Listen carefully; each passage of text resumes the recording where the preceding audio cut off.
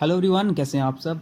स्वागत है आप सबका एमके क्लासेस में एंड स्टेटमेंट एंड कंक्लूजन्स के लास्ट पार्ट में। आज स्टेटमेंट्स एंड कंक्लूजन का हम लास्ट पार्ट करेंगे। आज का पार्ट क्या रहने वाला है, आज हम डिस्कस करेंगे पॉसिबिलिटी केस। ठीक है, पॉसिबिलिटी केस को पढ़ेंगे एंड कुछ प्रैक्टिस क्वेश्चंस हैं आपके लिए। अच्छे क्वेश्चंस हैं, अच्छे क्वेश्चंस आप इसको बोल सकते हैं। ज़्यादातर क्वेश्चंस पॉसिबिलिटी केसेस पर ही हैं।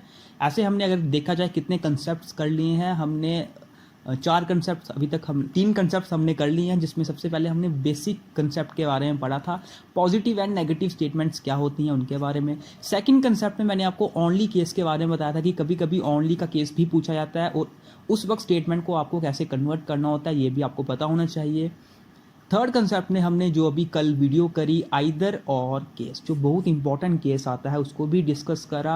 और इसके बाद मैंने आपको बताया था कि अगर आपका लेवल इससे भी ऊपर जाता है तो फिर पॉसिबिलिटी केस आपको एग्जाम में पूछा जाएगा। तो आज हम पॉसिबिलिटी केस को समझेंगे। ऐसे अगर पॉसिबिलिटी केस को करना हो हर एक स्टेटमेंट के लिए, पॉजिटिव नेगेटिव यानी कि ऑल, सम नॉट, नो, इस तरह के केसेस के लिए करना हो तो काफ़ी पॉसिबिलिटी भी एक अपने में 3-4 लेक्चर ले लेता है। लेकिन हम पॉसिबिलिटी को कुछ इस तरह से करेंगे कि आज के लेक्चर में ही ये हमारा पार्ट कंप्लीट हो जाएगा।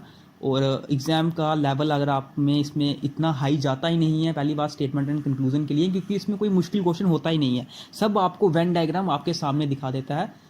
बस आपको क्वेश्चंस करने की प्रैक्टिस होनी चाहिए। जितनी ज़्यादा प्रैक्टिस करोगे आपके क्वेश्चंस उतने ही आपको आसान लगेंगे। चलिए हम आज के पार्ट की तरफ मूव करते हैं। कल हमने आइदर एंड और केस किया था और शायद से कल मैंने आपको ये क्वेश्चन होमवर्क के लिए दिया था, अगर आपको याद हो तो। पहले हम ये वाला क्वेश्चन कर लेते हैं जो मैंने आपको होमवर्क के लिए दिया था। ये क्वेश्चन भी आसान है, आइदर और केस पर ही मैंने आपको ये क्वेश्चन पूछा था। तो सबसे पहले देखते हैं ये क्वेश्चन हमें करना कैसे हैं। सबसे पहले देखिए statements all seconds are hours, सबके सब सेकंड्स क्या है, ऑर्स हैं। ठीक है। No minute is a needle, कोई भी मिनट नीडल नहीं है। सम ऑर्स आर नीडल, कुछ ऑर्स क्या है, नीडल्स हैं। और बोला जा रहा है no minute is a needle, यानी कि मिडल कोई भी मिनट नीडल नहीं है। ये मैंने रिलेशन बना दिया वेन डायग्राम का। अब हमसे पूछा क्या जा रहा है कंक्लूजन में, no hour is a minute and some minute are hours. Conclusion पढ़ के ही मुझे समझ आ गया कि ये जो दोनों के दोनों एलिमेंट्स इसमें एक दूसरे से रिलेटेबल है, वो दोनों के दोनों एलिमेंट्स सेम है। पहली कंडीशन आइदर और की बिल्कुल सेटिस्फाई करी। दूसरी कंडीशन ये है कि एक स्टेटमेंट नेगेटिव होनी चाहिए जो है, एक स्टेटमेंट पॉजिटिव होनी चाहिए जो है। ये दूसरी कंडीशन भी इसने सेटिस्फाई करी। तीसरी कंडीशन ये होनी चाहिए कि दोनों की दोनों कंक्लूजन्स हमारे क्रॉस आने चाहिए। तो चेक करते हैं कि ये क्रॉस आते हैं कि नहीं। पहला देखो, no hour is a minute, कोई भी और मिनट नहीं है, यानी कि no hour is a minute. ठीक है, समझ आ रहा है, कोई भी और मिनट नहीं है। मुझे यहाँ पर ये दिख रहा है कि कोई भी नीडल मिनट नहीं है और इस नीडल में कुछ और भी है, थोड़ा सा और भी है। ठीक है ना। तो ये सम ऑर्स आर नॉट मिनट, यानी कि अगर इस तरह से दिया होता सम ऑर्स आर नॉट मिनट तो ये सही होता। क्यों? क्योंकि मुझे डायग्राम के थ्रू ही दिख रहा है जो ये थोड़ा सा और है, ये थोड़ा सा और का हिस्सा है, ये मिनट नहीं है, ये हिस्सा मिनट नहीं है। लेकिन यहाँ बोला जा रहा है no hour is a minute, यानी कि कोई भी और मिनट नहीं है। ये बचे हिस्से के बारे में तो मुझे कुछ पता ही नहीं है कि ये मिनट है कि नहीं, इसके बारे में कोई रिलेशन ही नहीं बताया है मुझे मिनट के लिए। तो यहाँ पर जब कोई रिलेशन ही बताया हो तो सीधे स्टेटमेंट क्रॉस होती है। सेकंड देखो, सम मिनट और ऑर्स, कि कुछ मिनट ऑर्स हैं। अब मैंने आपको पहले ही बोला कि मिनट और में कोई रिलेशन ही नहीं मुझे बताया गया हुआ है, और डायग्राम के थ्रू देखने पर मुझे सिर्फ एक रिलेशन पता चल रहा है, वो ये है कि सम ऑर्स आर नॉट मिनट। बाकी कोई रिलेशन मुझे पता नहीं चल रहा। तो ये दूसरा रिलेशन भी यहाँ पे गलत होगा कि कुछ मिनट ऑर्स नहीं हो सकते हैं, कुछ मिनट ऑर्स हो सकते हैं, ये रिलेशन गलत होगा। ठीक है, यहाँ पे डायग्राम के थ्रू देखो, जब मिनट कुछ ऑर्स है ही नहीं तो मिनट ऑर्स कैसे होंगे। ठीक, दोनों के दोनों हमारे कंक्लूजन्स गलत हुए और ये तीसरी कंडीशन को भी सेटिस्फाई करेगा and it is a case of either और। ठीक है, आइदर 1 और 2, ऑप्शन सी यहाँ पर होगा राइट आंसर। तो जिनका भी कल का ये आंसर निकला है आप लोगों ने बिल्कुल सही निकाला है। आज के केस की तरफ मूव करते हैं। पॉसिबिलिटी केस लास्ट केस है हमारा। सबसे पहली चीज़ दोस्तों, पॉसिबिलिटी केस। मैं आपसे सिर्फ ये पूछूंगा कि पॉसिबिलिटी का मतलब क्या होता है, पॉसिबिलिटी का हिंदी में मतलब क्या होता है। कि कोई भी चीज़ पॉसिबल होना, ठीक है। मतलब अगर मैं हिंदी में बात करता हूँ, किसी चीज़ की पॉसिबिलिटी मतलब कोई चीज़ हो सकती है, ठीक है, कोई चीज़ हो सकती है। पॉसिबिलिटी का मतलब क्या होता है कि कोई चीज़ हो सकती है, मुझे उस चीज़ के बारे में कंफर्म नहीं पता है, मैं सिर्फ अपनी तरफ से पॉसिबिलिटी जाहिर कर रहा हूँ कि हो सकती है। और पॉसिबिलिटी के लिए सबसे ज़्यादा बार कौन सी लाइन यूज़ की जाती है? कैन बी, ठीक है, can be, it can be, हो सकता है, हो सकती है, हो सकता है, ठीक है। पॉसिबिलिटी का हिंदी में मतलब आपको समझ आया, हो सकता है। ओके, अब आपको क्वेश्चन में पॉसिबिलिटी की लाइन कैसी बोली जाएगी?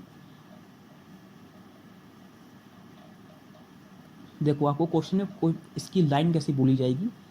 क्वेश्चंस आपको स्टेटमेंट में दे दिया जाएगा, कंक्लूजन में आपको बोल दिया जाएगा जैसे all chairs can be tables,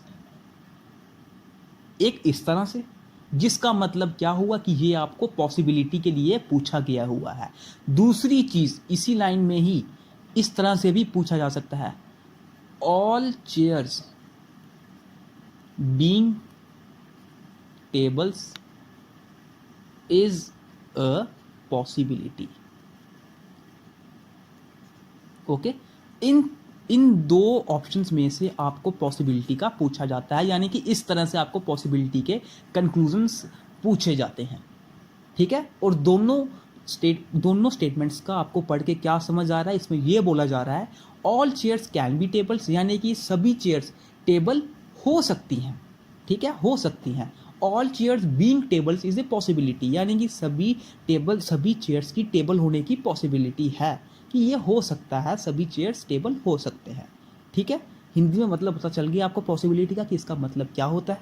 इसका मतलब होता है हो सकता या फिर सकती है, ठीक है, हो सकता है। ये इस लाइन को दोस्तों ध्यान से दिमाग में रखना, हो सकता है या हो सकती है इज अ पॉसिबिलिटी, ये इसका मतलब ही होता है, इसका मतलब ही होता है possibility.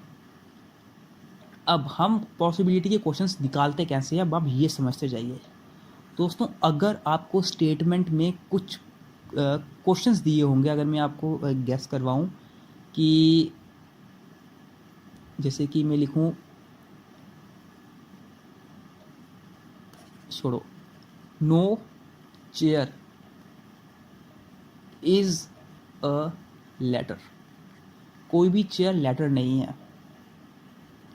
Some tables are furnitures,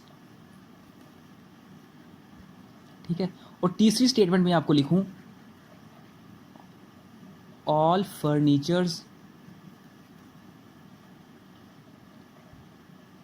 are pens.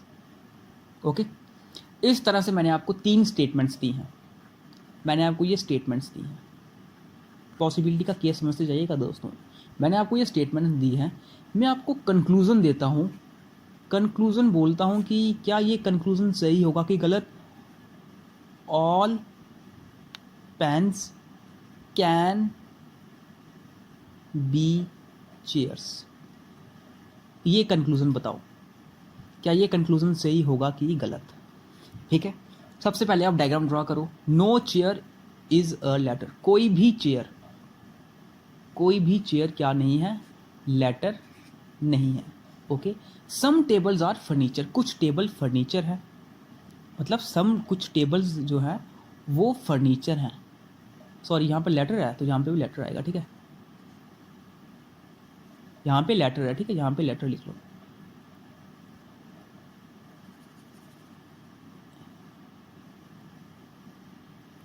यहाँ पर है लेटर, ठीक है। सम लेटर्स आर फर्नीचर, कुछ लेटर्स क्या हैं? फर्नीचर हैं। ऑल फर्नीचर्स आर पेन, सभी के सभी फर्नीचर्स पेन हैं। अब ये इस तरह से भी बना सकते हो आप, या आप इस पेन को पूरा सर्कल भी कर सकते हो, जैसे मर्जी करना आपको इसको करो, ठीक है। हमसे पूछा क्या जा रहा है? All pens can be chair, सभी के सभी पेन्स चेयर्स हो सकते हैं, सभी के सभी पेन्स दोस्तों चेयर हो सकते हैं। अब मुझे एक बात बताओ, यहां पर कुछ पार्ट इसका लेटर का, कुछ पार्ट लेटर का पेन है, ठीक है, कुछ पार्ट लेटर का पेन है। अगर मैं डायग्राम इसको पूरा इस तरह से कर दूं पेन के लिए, तो मुझे ये पता चलता है कि ये लेटर्स पेन है, ये लेटर्स पेन है, ठीक है, मुझे पक्की बात पता चल गई कि ये लेटर्स पेन है। लेकिन मुझे स्टेटमेंट में ये भी बोला जा रहा है कि ये जो मेरी चेयर है ये लेटर्स नहीं है, यानी कि पेन का कुछ हिस्सा, पेन का कुछ हिस्सा ये वाला चेयर नहीं है। ये मुझे पक्की बात पता चल गई। तो जब मुझे पक्की बात एक पता चली कि पेन का कुछ हिस्सा चेयर नहीं है, तो ये भी पक्का हो गया कि सभी पेन चेयर नहीं हो सकते, क्योंकि पेन का कुछ हिस्सा चेयर नहीं है। बाकियों का मुझे नहीं पता, बाकी हिस्से का मुझे नहीं पता, पर मुझे ये पता है कि कुछ हिस्सा इसका चेयर नहीं है पेन का, तो सभी के सभी पेन चेयर हो ही नहीं सकते। तो ये पॉसिबिलिटी हुई क्रॉस, तो ये पॉसिबिलिटी हुई क्रॉस। इस चीज से दोस्तों हमें क्या बातें पता चल रही है, वो सब की सब बातें आप यहां पर लिखो। पहली बात, पॉसिबिलिटी केस कब आता है? जब आपको कंक्लूजन में कैन बी या फिर पॉसिबिलिटी बताई गई होती है, इस तरह से कंक्लूजन आपको दिया होता है, तभी आप समझते हो कि ये पॉसिबिलिटी हो सकती है, ठीक है। दूसरी चीज, आपको जिन भी दो चीजों में रिलेशन ही नहीं पता हो, यानी कि some chairs are table, some tables are furniture. अब यहां पे आपको चेयर और टेबल का रिलेशन पता है, टेबल और फर्नीचर का रिलेशन पता है। मैं आपको ये पूछूं कि क्या कुछ सम चेयर्स कैन बी फर्नीचर्स, क्या कुछ टेबल कुछ चेयर फर्नीचर हो सकते हैं? क्या ये हो सकते हैं? आप बोलो कि मुझे कुछ पता नहीं है, मुझे कुछ पता नहीं है इन दोनों के बारे में। तो जब दो एलिमेंट्स के बारे में हमें पता ही ना हो, यानी कि दो एलिमेंट्स के बीच में नो रिलेशन हो, उस वक्त उनके बीच की पॉसिबिलिटी टिक होती है। यानी कि जब नो रिलेशन आए, नो रिलेशन का मतलब क्या होता है कि मुझे पता नहीं है, हो सकता है, ठीक है, मतलब मुझे पता नहीं है कुछ इनके बारे में, हो भी सकता है नहीं भी हो सकता है, मुझे कुछ पता नहीं है। उस वक्त आप पॉसिबिलिटी को टिक करोगे, उस वक्त ये चीज पॉसिबिलिटी में आएगा। ये आई दूसरी स्टेटमेंट।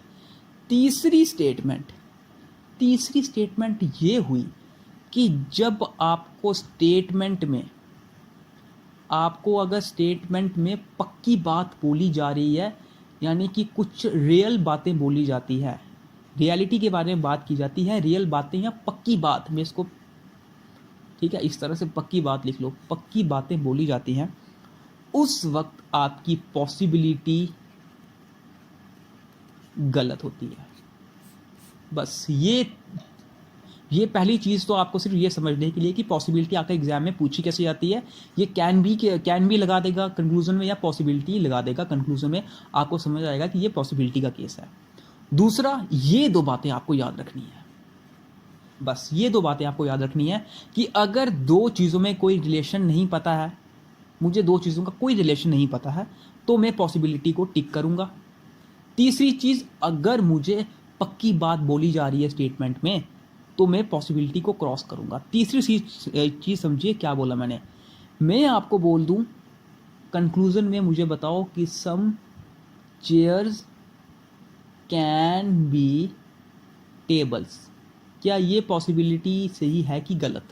क्या ये पॉसिबिलिटी सही है कि गलत? आप वेन डायग्राम की तरफ देखोगे, आप बोलोगे कि सम चेयर्स आर टेबल्स, कि मुझे तो ये सामने दिख रहा है कि कुछ चेयर्स टेबल्स हैं। जब मुझे पक्की बात दिख रही है, मुझे सामने दिख रहा है कि कुछ चेयर्स टेबल्स हैं, तो मैं पॉसिबिलिटी क्या बोलूं? जब मुझे सामने दिख रहा है कि चेयर्स टेबल हैं, कुछ चेयर्स टेबल हैं, तो वहाँ पॉसिबिलिटी कैसे हो सकती है कि कुछ चेयर्स टेबल हो सकती हैं? यहाँ पे हो सकती है वाली बात ही नहीं आती है, यहाँ पे सीधे क्रॉस होता है। क्योंकि मुझे पक्का सामने दिख रहा है कि कुछ चेयर्स टेबल हैं, तो वहाँ पर हो सकता है वाली कंडीशन ही क्रॉस हो जाती है। ठीक, जब पक्की बात आए उस वक्त पॉसिबिलिटी आपकी क्रॉस होगी। ओके, अगर मैं इसको थोड़ा और अच्छे से बताऊं, मैं आपको थोड़ा इससे पॉसिबिलिटी का थोड़ा सा और अच्छे से बताता हूँ। ये रियल वाली कंडीशन आपको समझनी पड़ेगी। एक एग्जांपल समझिए दोस्तों, एक एग्जांपल देता हूँ आपको मैं। एग्जांपल कुछ ऐसी है कि दो लोगों में बहस हो जाती है। ठीक है, दो लोग होते हैं, दोनों में बहस हो जाती है। एक बोलता है कि सिर्फ हमारा प्लैनेट अर्थ ही है, हमारा प्लैनेट अर्थ है, यहाँ पर लिविंग बींग्स पाए जाते हैं।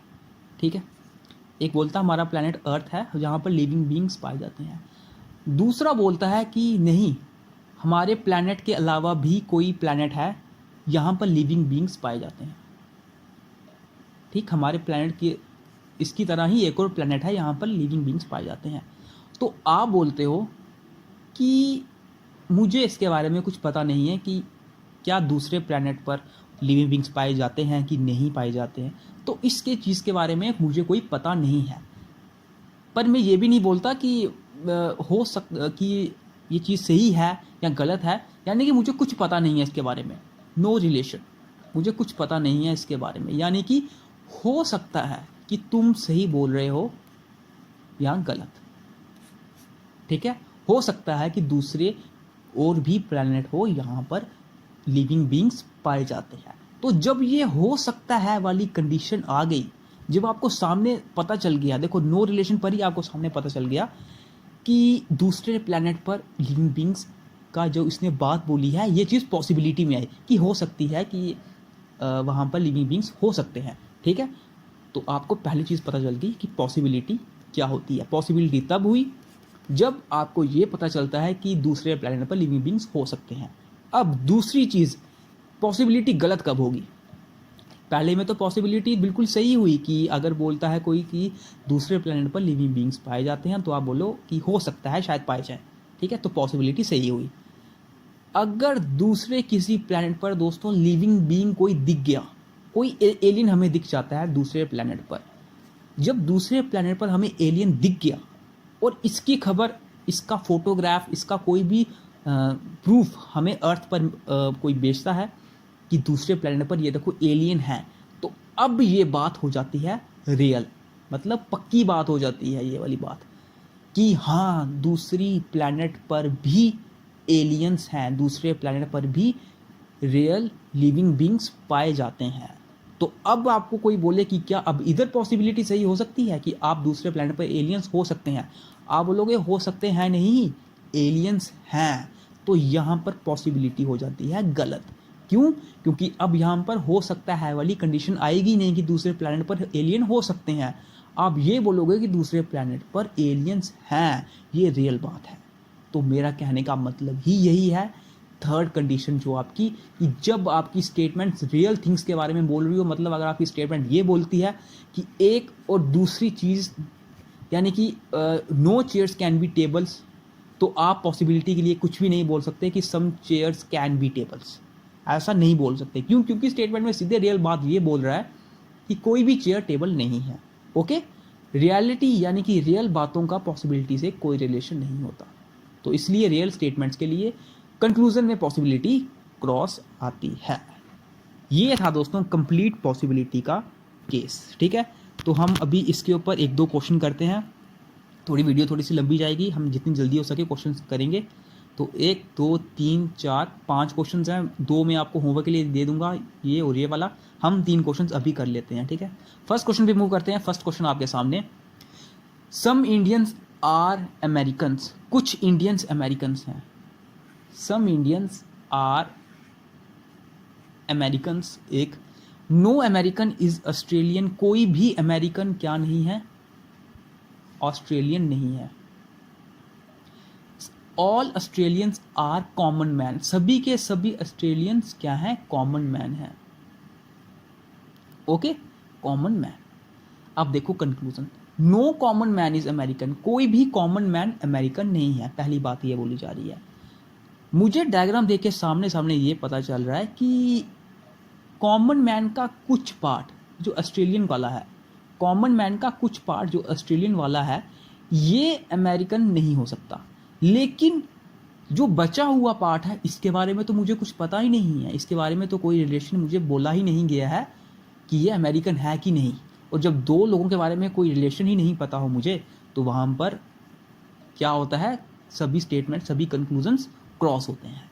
इसके दूसरा भी इसका मेथड हो सकता है इस तरह से कि कॉमन मैन का कुछ पार्ट अमेरिकन नहीं है, लेकिन ये नहीं है कि सारे के सारे कॉमन मैन अमेरिकन नहीं है जैसा कि कंक्लूजन में बोला जा रहा है। इसलिए पहली स्टेटमेंट, पहला कंक्लूजन बिल्कुल क्रॉस हुआ। दूसरा conclusion, no American is Indian, कोई भी अमेरिकन इंडियन नहीं है। अब यहाँ पर मुझे सामने दिख रहा है कि कुछ अमेरिकन इंडियन है, यानी कि पॉजिटिव स्टेटमेंट है सम वाली, तो पॉजिटिव स्टेटमेंट नेगेटिव कंक्लूजन में कभी भी नहीं जाएगी, तो दूसरी भी मेरा क्रॉस हुआ। तीसरा देखो, नो ऑस्ट्रेलियन इज इंडियन, कोई भी ऑस्ट्रेलियन इंडियन नहीं है। देखो दोस्तों, मुझे ये पता चला कि कोई भी ऑस्ट्रेलियन अमेरिकन नहीं है, कोई भी ऑस्ट्रेलियन अमेरिकन नहीं है, या फिर इंडियन का ये थोड़ा सा पार्ट ऑस्ट्रेलियन नहीं है। लेकिन मुझे इस बाकी पार्ट का क्या करना है, इस बाकी पार्ट का और ऑस्ट्रेलियन का कोई रिलेशन मुझे पता ही नहीं है कि कोई भी ऑस्ट्रेलियन इंडियन हो सकता है कि नहीं। ठीक है, तो यहाँ पर थर्ड स्टेटमेंट भी मेरी क्रॉस हुई। बात समझ आई? थर्ड स्टेटमेंट क्यों क्रॉस हुई? क्योंकि इंडिया के सिर्फ इतने से पोर्शन के साथ ही मुझे ऑस्ट्रेलियन का रिलेशन पता है कि कोई भी ऑस्ट्रेलियन ये वाले इंडियन थोड़े से नहीं है। लेकिन बाकी इंडियन का पार्ट की अगर मैं बात करता हूँ, इंडियन पार्ट की मैं बात करता हूँ, तो मुझे ये पता चल रहा है कि कोई भी इंडियन और ऑस्ट्रेलियन का यहाँ पे कोई रिलेशन मुझे नहीं बताया है इन लास्ट पार्ट वालों में से। ठीक है, तो यहाँ पर थर्ड स्टेटमेंट ही मेरी क्रॉस होती है। ओके, ये थर्ड तीनों की तीनों, यानी कि नाइदर 1 2 3 फॉलोस। सेकंड क्वेश्चन पे हम मूव करते हैं। क्वेश्चन नंबर सेकंड आपके सामने। अब यहाँ पर आपको पॉसिबिलिटी का केस पूछा गया हुआ है। अब आपको पॉसिबिलिटी का केस करना है। पहले देखिए, ऑल कैट्स आर रैट्स, सब के सब कैट्स क्या हैं, रैट्स हैं। Okay, some cows are cats, कुछ काउज क्या है, कैट्स हैं। यहाँ पे मैं काउज लिख लेता हूँ। सम रैट्स आर फॉक्सेस, कुछ रैट्स क्या हैं, फॉक्सेस हैं। ओके, रिलेशन मैंने यहाँ पर बना दिया, आप इसको किसी भी तरह से बना सकते हो। अगर आपको दूसरा इस तरह से बनाना हो, some cows are rats, okay, some cows are cats, sorry some cats are rats and some, sorry all cats are rats, some cows are cats, कुछ काउज क्या है, रैट्स हैं, and some rats are foxes, और कुछ rats क्या हैं, foxes भी हैं। तो आप इसको इस तरह से भी, यानी कि काउस को भी इसमें आप काउस को भी रैट्स के अंदर ला सकते हो अकॉर्डिंग टू योर पॉसिबिलिटी। जैसे मर्जी वेन डायग्राम बनाओ, दोनों में से कोई गलत नहीं है। अब आपको कंक्लूजन में क्या पूछा जा रहा है, सम रैट्स कैन बी काउ। जब भी कैन लग जाता है तो आपको ये समझ आना चाहिए कि ये पॉसिबिलिटी का केस है। और यहाँ पे ये बोला जा रहा है कि कुछ रैट्स के काउज होने की पॉसिबिलिटी है, कुछ रैट्स के काउज होने की पॉसिबिलिटी है। दोस्तों, दोनों डायग्राम में आपको अगर देखो, दोनों की दोनों में देखो, आपको सामने सामने ये पता चल रहा है कि कुछ काउज या कुछ रैट्स काउज हैं। डायग्राम के थ्रू आपको ये पता चल रहा है कि कुछ रैट्स काउज हैं, ये पक्की बात दिख गई आपको सामने। तो यहाँ पर कैन बी का तो सवाल ही नहीं उठता, हो सकता है को सवाल ही नहीं उठता। तो ये पॉसिबिलिटी पहली हुई गलत। क्यों गलत हुई? क्योंकि मुझे पक्की बात दिख गई कि कुछ रैट्स काउज हैं। दूसरा देखो, all rats being cow is a possibility, all cats being cow is a possibility, सभी के सभी कैट्स की काउ होने की पॉसिबिलिटी है। ये काउ, ये कैट्स है, और मुझे बोला गया कुछ कैट्स क्या है, काउज हैं। मुझे सिर्फ ये पता है कि कैट्स और काउज में ये छोटा सा रिलेशन है सम वाला, कि कुछ कैट्स काउज हैं और कुछ काउज कैट्स हैं। मुझे ये बाकी जो बचा हुआ है कैट्स का, बाकी जो बचा हुआ है काउज का, इन दोनों के बीच का मुझे कोई रिलेशन नहीं पता है। मुझे सिर्फ ये पता है इनके बीच का रिलेशन कि कुछ काउज कैट्स हैं पर मुझे बाकी रिमेनिंग कैट्स और रिमेनिंग काउस का कोई रिलेशन नहीं पता है। तो जब दो का मुझे कोई रिलेशन नहीं पता हो बचे हुचे का, तो वहाँ पर पॉसिबिलिटी मेरी सही होती है। तो सेकंड पॉसिबिलिटी मेरी सेम हुई। मतलब इसको मैं और अच्छे से समझाऊँ ना, तो इसका और अच्छे से ये इलेबोरेट करूँगा मैं। आप इसको जिस तरह से समझिए, ठीक है, दोनों में बिल्कुल ये सही रहेगा। और अच्छे से समझो। मैंने बोला कुछ कैट्स काउज हैं, ठीक है, मुझे बाकियों का नहीं पता था, मुझे बाकियों का कुछ नहीं पता था। तो मैं बाकियों के लिए क्या बोलूँगा? कोई एक नया बंदा आएगा, वो बोलेगा कि कुछ कुछ कैट्स काउज हैं। मैंने कहा ठीक है, अच्छा है, तो ये बाकी काउज क्या कैट्स हो सकती हैं? क्या बाकी काउज कैट्स हो सकती हैं? मैंने बोला कि हो सकती हैं, कुछ पता नहीं, मुझे हो सकती हैं, मुझे कुछ पता नहीं, हो सकती हैं। तो जब भी हो सकती है वाली कंडीशन सही मेरी आती है, तो वहाँ पर मैं पॉसिबिलिटी को टिक करता हूँ, क्योंकि हो सकती है वाली कंडीशन आ चुकी मेरी। मुझे क्या पता बाकी काउज कैट्स हैं, कि मुझे क्या पता कि सब के सब कैट्स काउज हैं। मुझे ये पता है कि कुछ कैट्स काउज हैं, लेकिन सब के सब कैट्स काउज हैं ये मुझे नहीं पता। ये मैं सिर्फ बोल सकता हूँ कि हो सकता है, और जब हो सकता है वाली कंडीशन आती है तो पॉसिबिलिटी सही होती है। इन शॉर्ट, नो रिलेशन के लिए भी पॉसिबिलिटी सही होती है, और हो सकता है वाली कंडीशन के लिए भी पॉसिबिलिटी सही होती है। तो यहाँ पर पहली स्टेटमेंट मेरी क्रॉस हुई, दूसरी स्टेटमेंट मेरी ठीक हुई, तो only option A is the right answer. Okay, third question आपके सामने, थर्ड क्वेश्चन पे हम मूव करते हैं। अब थर्ड क्वेश्चन पढ़ो, वीडियो पॉज करो, थर्ड क्वेश्चन देखो। अगर आपसे ये पॉसिबिलिटी का केस आप कर सकते हो तो ये बहुत अच्छी बात है। क्वेश्चन देखिए, all a few towns are city. A few का मतलब क्या होता है? कुछ, यानी कि सम।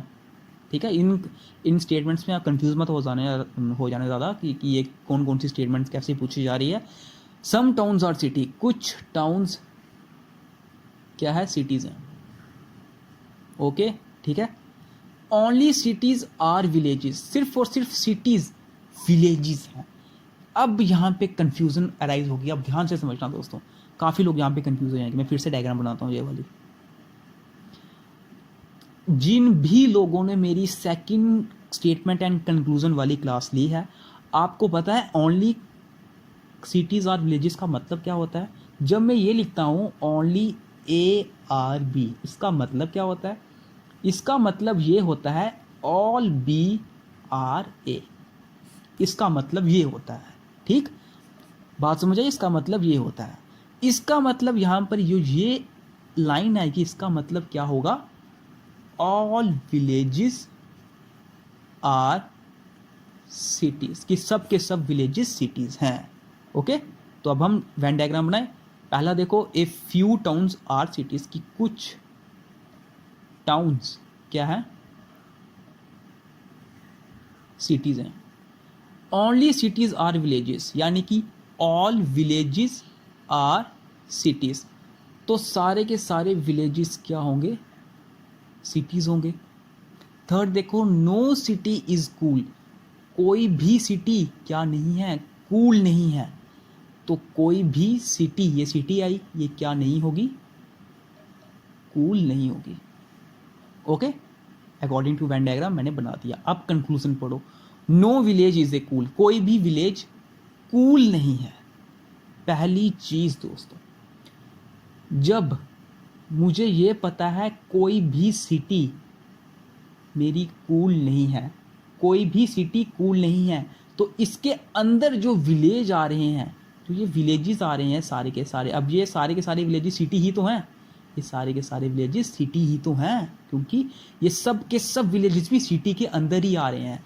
जब सारे के सारे सिटीज़ कूल नहीं हुए, तो इसके अंदर जो विलेजेस हैं ये सारे के सारे कूल नहीं होंगे। तो पहली स्टेटमेंट, पहला कंक्लूजन मेरा बिल्कुल सही हुआ। सामने दिख रहा है, जो सामने दिख रहा है मैंने वैसा ही किया। दूसरा देखो, only village being cool is a possibility, कि ओनली विलेज बीइंग कूल, देखो ये स्टेटमेंट, ये कंक्लूजन कितना कंफ्यूजन वाला है। ओनली भी लग चुका है, ओनली जब लग जाए इसका मतलब क्या है? All cool being village is possibility. इसका मतलब ये, अब आपको इस स्टेटमेंट का मतलब, इस कंक्लूजन का मतलब फाइंड करना है, ठीक है। थोड़ी सी ये कंफ्यूजन आपको इसमें हुई होगी, लेकिन ओनली को आपको किस तरह से कन्वर्ट करना है ये मैंने आपको सेकंड क्लास में बता दिया था। All cool being village is a possibility, सभी के सभी कूल्स की विलेज होने की पॉसिबिलिटी है। क्या पॉसिबिलिटी है? मुझे सामने सामने मेरी आंखों के सामने ये दिख रहा है कि कोई भी कूल विलेज नहीं है, कोई भी कूल विलेज नहीं है, तो किसी भी कूल के विलेज होने की पॉसिबिलिटी कैसे हो सकती है? जब मुझे किसने बोल दिया कि ये जूस जो है, ये जूस मिल्क नहीं है, ये जूस मिल्क नहीं है, तो मैं ये कैसे बोल सकता हूँ कि इस जूस के मिल्क होने की पॉसिबिलिटी है, कि ये मिल्क हो सकता है? जब मुझे सामने बोल दिया कि जूस मिल्क नहीं है, तो मैं कैसे पॉसिबिलिटी बोल सकता हूँ? इसी तरह से जब मुझे सामने डायग्राम में दिख गया कि कोई भी कूल विलेज नहीं है, तो यहाँ पर कोई भी कूल के विलेज होने की पॉसिबिलिटी हो ही नहीं सकती, तो ये दूसरी स्टेटमेंट, दूसरा कंक्लूजन गलत। और ऑप्शन मेरा कौन सा राइट होगा? Option A is the right answer, only one. Okay, only one, यानी कि सिर्फ और सिर्फ पहला कंक्लूजन ही सही हुआ। तो यहाँ पर 3 क्वेश्चन हमारे कंप्लीट होते हैं। ये 4th क्वेश्चन दोस्तों बिल्कुल सेम है, ये आपको होमवर्क करके लाना है। 5th क्वेश्चन ये रहा आपके सामने, ये दोनों के दोनों क्वेश्चन आपको होमवर्क करने हैं, ठीक है। पॉसिबिलिटी केसेस पर ही है ये। यहाँ पर शायद ऑप्शंस आपको नहीं दिखेगा, यहाँ में ऑप्शन जैसे जैसे पहले वाले क्वेश्चन में ऑप्शन है ना, वैसे ही यहाँ पर भी ऑप्शन है, ठीक है। यहाँ पर है A B C and D, ठीक। और इसी तरह से इधर भी ऑप्शंस हैं A B C and D, only one, only two, either one और टू, या फिर नाइदर वन और टू, या फिर इसका इस तरह से लिख लो, इसका 5th ऑप्शन भी लिख लो, बोथ वन और टू, कि दोनों के दोनों सही हैं, ठीक है। तो ये 2 क्वेश्चन आपके होमवर्क के लिए है, आप होमवर्क ज़रूर करके लाइएगा, क्वेश्चंस को प्रैक्टिस कीजिएगा। अब आप जैसे हमारी ये पूरी स्टेटमेंट एंड कंक्लूजन टॉपिक भी कंप्लीट होता है, एंड इसके बाद हम एक नया टॉपिक स्टार्ट करते हैं रीजनिंग का। अगर हो सके तो मैथ का स्टार्ट कर लेता हूँ मैं, या फिर प्रॉफिट एंड लॉस मैथ का अगर मैं हो सके तो ये वो स्टार्ट कर दूँगा, ठीक है। तो जो भी हमारे चैनल पर न्यू है दोस्तों, अगर आपको हमारी वीडियो पसंद आई होगी, स्टेटमेंट कंक्लूजन्स बाकी सब पार्ट्स इसके पसंद आए होंगे, तो आप हमारे चैनल को सब्सक्राइब कर सकते हो। बाकी जो दोस्तों आपके जो जूनियर असिस्टेंट के लिए तैयारी कर रहे हैं, आप उनको भी ये वीडियो शेयर करो, उनको भी हमारे चैनल के बारे में बताओ, ताकि वो भी हमारे साथ अपनी तैयारी कर सकें, ठीक है।